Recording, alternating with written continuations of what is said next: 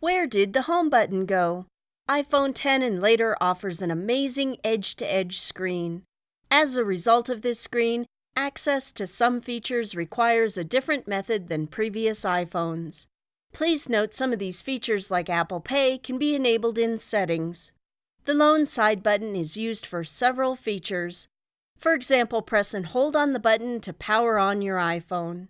As well, to sleep your iPhone, press the side button. When your iPhone is powered on, you may wake the iPhone by touching the screen.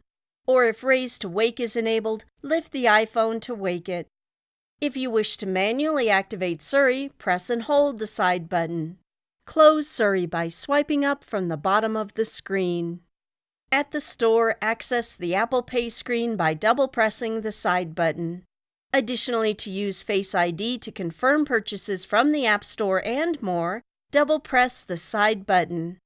Power off your iPhone by press and holding the side button and either volume button at the same time. This allows access to the SOS feature as well. Tap the X to close.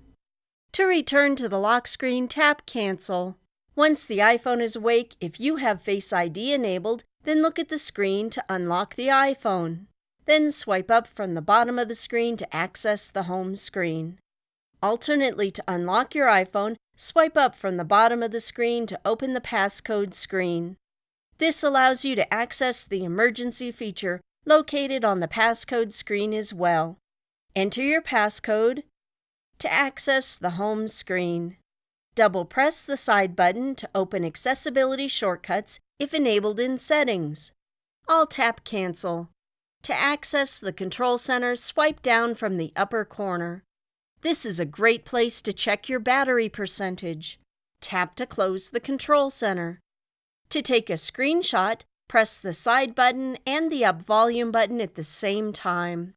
There's the screenshot. Access the app switcher by swiping up from the bottom of the screen and pausing for a moment. Now, I'll tap to enter an app. To quickly switch between open apps, swipe right along the bottom of the screen. Return to the home screen by swiping up from the bottom of the screen. During a phone or FaceTime call, you may access other apps. To return to the call screen, tap the highlighted time. There now. I'll tap to end the call.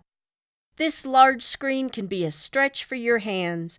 Reachability when enabled in Settings can help with this issue. Swipe down from the bottom edge of the screen. To close the feature, tap the top of the screen.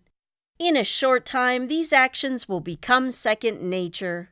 Learn more about the iPhone's amazing features by visiting us at mymobilegenius.com.